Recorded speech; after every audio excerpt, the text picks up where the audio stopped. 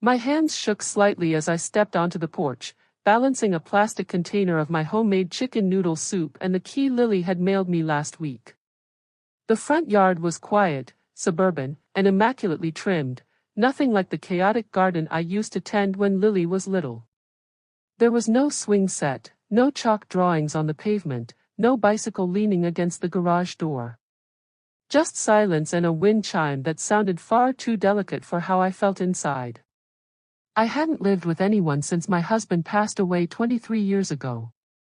But last month, my landlord raised the rent by another $300, and I just couldn't.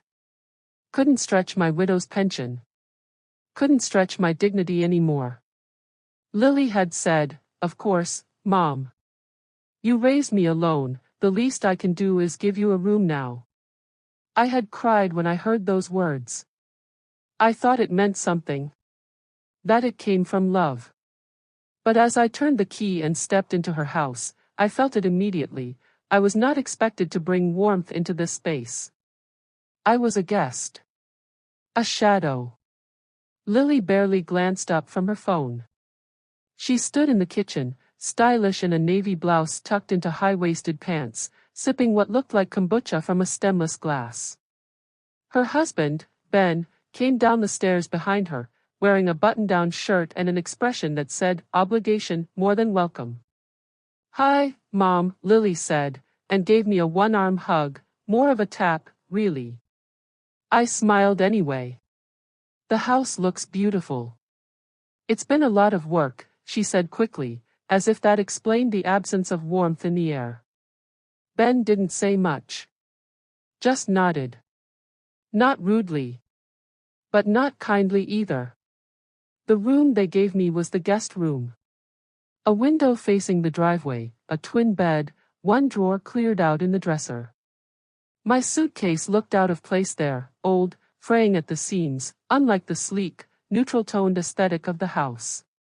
That night, I tried to be helpful. I offered to cook dinner, but Lily said they'd already ordered takeout. I offered to fold laundry, but she said they used a service. So I just sat there, on the edge of the couch, watching a reality show I didn't understand while they scrolled through their phones in silence. Every now and then, Lily would glance at me, like I was something out of place, a mismatched mug in her curated china cabinet. I reminded myself, it's just an adjustment. It'll get better. The following week, Lily came home from work sniffling and pale. "Allergies," she said, brushing me off. I insisted she lie down, and for the first time since I arrived, she didn't argue. I went to the kitchen, tied on my apron, yes, I brought it with me, yellow gingham and all, and began to cook. My hands moved instinctively, garlic sizzling in butter, celery and carrots chopped small, chicken shredded with care. I made the same soup I used to feed her when she was sick in second grade and wanted nothing but Mom's noodles. When the broth was golden and the steam curled around my face like a familiar friend, I ladled it into a bowl. I walked slowly, carefully, carrying it toward her room. And then, my foot caught the edge of the rug. It happened so fast. My ankle twisted. The bowl flew. It shattered against the wall. The soup splattered in a golden arc across the white hallway. And God help me, I made a sound I didn't recognize. A short, stunned gasp, like a child breaking something precious. Before I could bend down to clean it up, her door flew open. She stood there, furious, mascara smudged and hair wild. "Are you serious?" "I'm sorry," I whispered. "I was bringing you soup. You dropped it all over the hallway." "Jesus, Mom, can't you go 5 minutes without creating a mess?" I froze. My knees ached. My hands trembled. Then she said it. Loud. Sharp. Final. "You senile old woman. Just go to a nursing home already." And just like that, the air left my lungs. I couldn't even speak. I was trying to form the words, "I'm sorry, I'll clean it," I was trying to help, but none of them made it past my lips. She slammed her door shut. Locked it. And I was alone in the hallway, kneeling in broken porcelain and steaming broth. My knees soaked, my hand bleeding from a small cut. My chest burning from something worse than grief. I sat down on the stairs, bowl shards all around me. I picked one up, blue-rimmed, part of the dinnerware set I gifted her last Christmas. The soup still smelled like home. Garlic, thyme, the broth she used to love. I held the piece to my chest and sobbed quietly. Not because of the soup. Not because of the scolding. Because in that moment, I realized, I had no home left. I didn't sleep that night. I sat on the stairs until my back throbbed and my legs went numb. At some point, I heard them whispering behind the closed bedroom door, Lily and Ben, arguing in hushed tones. Her voice was sharp. His was colder. And then, nothing. They didn't come out. They didn't check on me. They didn't even notice the blood drying on my finger or the shards of ceramic I swept into a paper bag using my sleeve. At 2:17 a.m., I quietly went to the room they gave me, the guest room, as Lily had called it, and packed my things. A duffel bag of clothes. A tin of cookies I'd baked for them that nobody touched. And a framed picture of Lily from high school, taken the day she got her college acceptance letter. She was beaming in that photo, holding the letter in one hand and a sandwich I made her in the other. I didn't leave a note. I didn't slam the door. I just left. The air outside was bitter. Early spring in Minnesota still bites, even in April. I pulled my cardigan tighter and walked toward the bus stop, but then stopped. I didn't know where I was going. I had no friends nearby. My sister died last year. And every woman I used to go to bingo with had either moved to Florida or passed on. I sat down on the curb 2 blocks away from their house, next to a row of trash bins, and cried into my coat. That's when the smell hit me. Chicken. Garlic. The soup still stained the sleeve of my cardigan. I leaned into it like a child buries their face into their mother's apron. That scent, warm, familiar, hurt more than the cold air ever could. I remembered every pot of soup I'd ever made for Lily. When she had chickenpox at 6. When her boyfriend broke her heart in 11th grade. When she came home from college, exhausted and thin. How had we come to this? How does a daughter tell her mother she's better off in a nursing home over a spilled bowl of soup? I wandered for hours that morning, duffel bag in one hand, aching pride in the other. A young man jogged past me at sunrise and offered a brief nod. A woman in a Lexus honked when I hesitated at a crosswalk. No one stopped. No one asked. It was nearing 9 a.m. when I found a bench near a gas station and sat down. I must have looked like every other forgotten person, old, alone, clutching a bag of clothes and smelling like broth. A woman pushing a shopping cart full of cans stopped a few feet away. She wore mismatched shoes and a knitted hat that had seen better decades. "You okay?" she asked. I hesitated. She sat down anyway. "You're new to the streets." "I can tell." I nodded. She didn't ask for details. Didn't ask what I'd done or who I was. Just handed me a granola bar and a bottle of water from her cart. "I'm Mary," she said. "People suck. But breakfast helps." That night, I slept in the back of a closed laundromat. Mary said the owner was kind and let the quiet ones rest there after hours.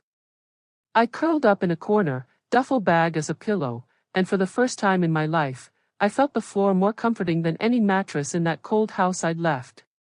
I kept waking up thinking I'd hear Lily calling for me, maybe to apologize, maybe to explain, but all I heard was the hum of the washing machines and Mary softly snoring across the room.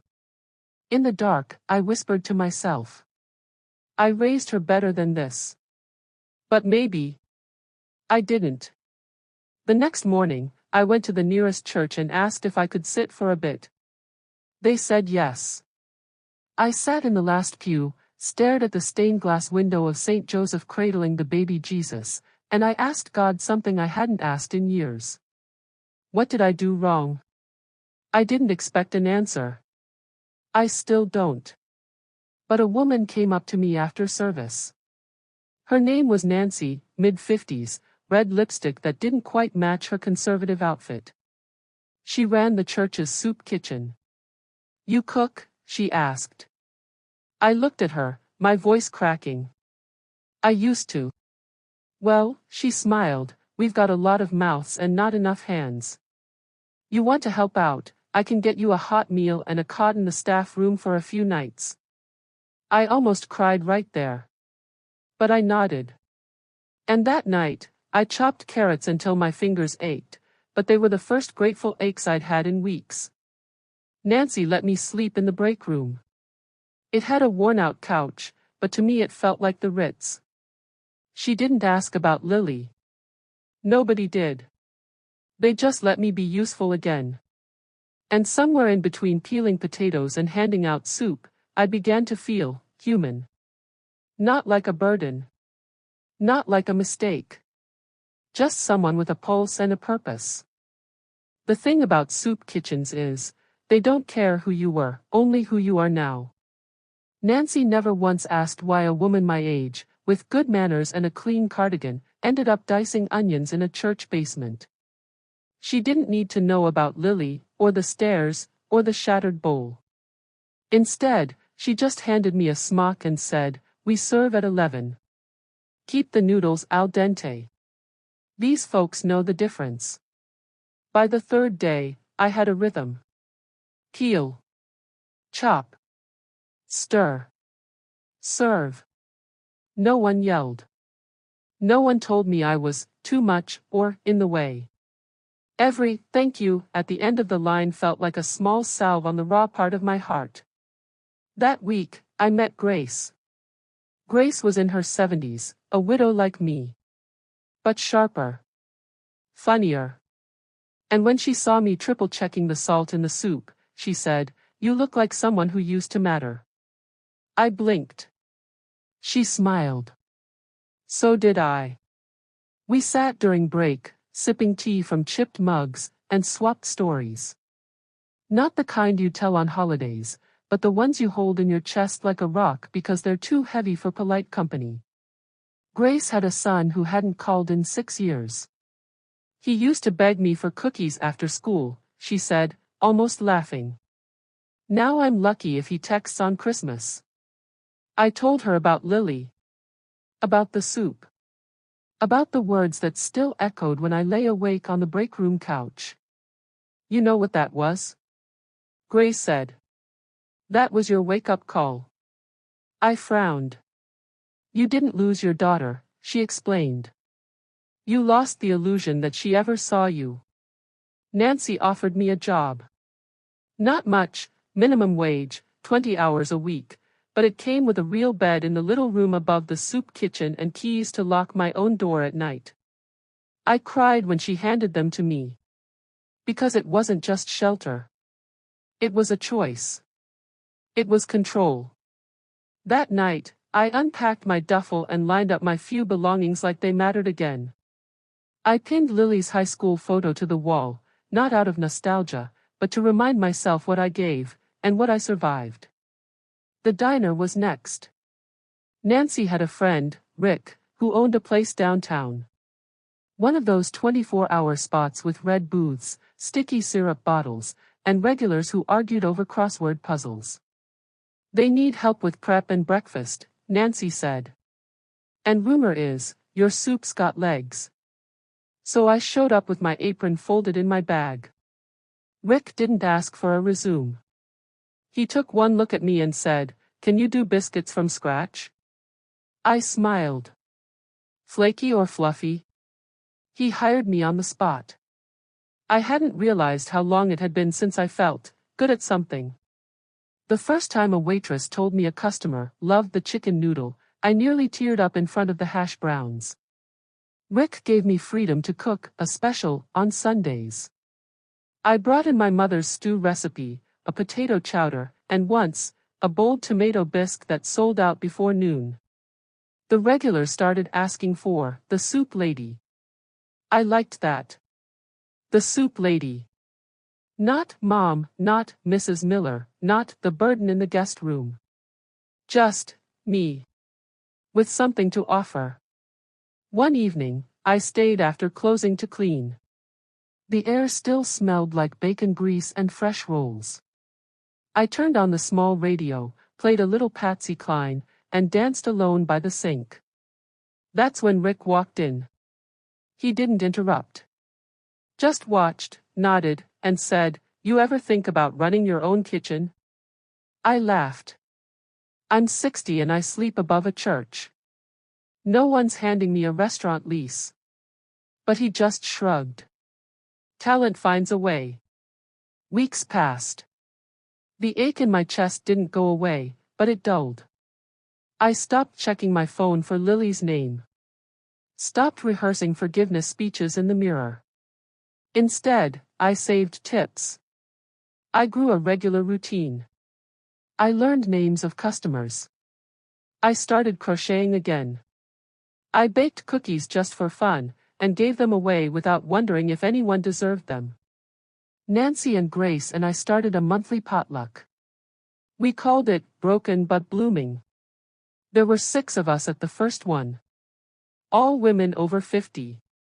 All betrayed in quiet ways. All still here. We laughed a lot.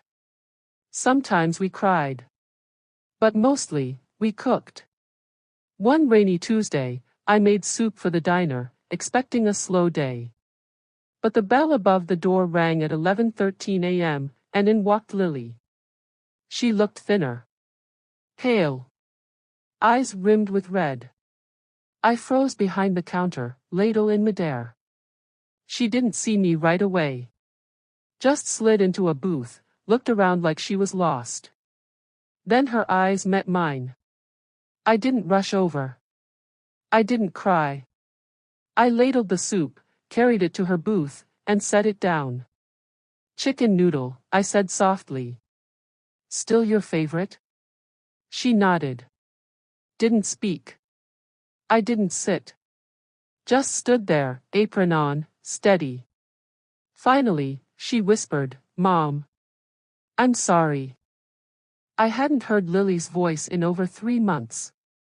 Not since the night of the soup, the shouting, the slammed door, the silence that followed me out into the cold.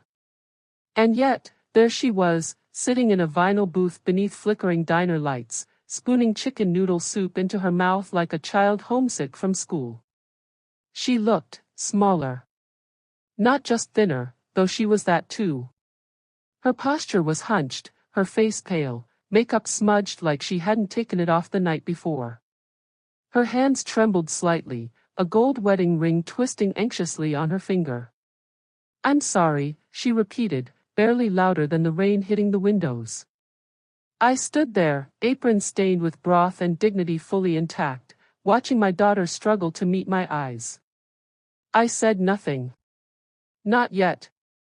Because when someone has crushed you, you don't jump to mend the silence. You let it sit there, awkward and deserved. She pushed the bowl aside. Ben left. 3 weeks ago. He said I was hard to love. She looked up quickly, like she was checking to see if I'd flinch. I didn't. I just pulled out a chair and sat down across from her. My back straight. My heart slower than I expected. "I didn't come for pity," she said. "I didn't know where else to go." I nodded. Not in agreement. Just acknowledgement. There was so much I could say. About betrayal. About the night I slept on a bench in the cold because she called me a senile old woman. About how she'd made me feel like a stray dog under her roof. But instead, I reached into my apron pocket and pulled out a clean napkin. I slid it across the table. She took it.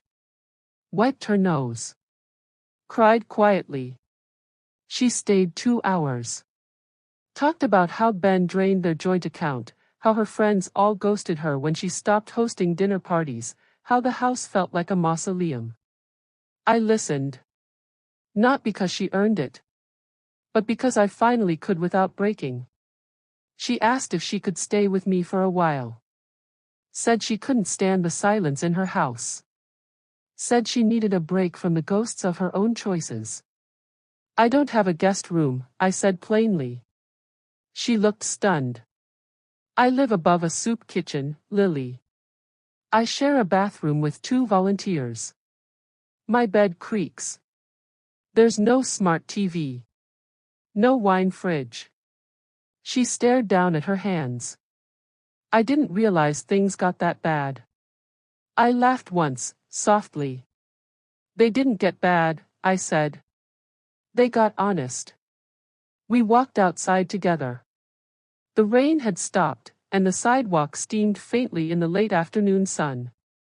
She followed me to the edge of the lot, where my name was scrawled in chalk on a parking space for Diner Staff of the Month. I didn't mention it. I didn't have to. I can help, she said suddenly. I can clean tables, maybe cook. I raised a hand. No, I said gently. Not yet. But I thought. I forgive you, I interrupted. But I'm not ready to make room for you again. Her face crumpled. I lost myself in that house, Lily. I shrunk every day. I tried to be small so you could feel big. She looked ashamed. I kept going. And when I dropped that soup, I didn't just drop a bowl, I dropped the last thread holding me to the lie that being your mother still meant being loved. She didn't say anything for a long time. Just stood there, red-eyed, staring at her own shoes. I'll be okay, I said finally. You will too. But not under my roof. Not this time. She nodded slowly.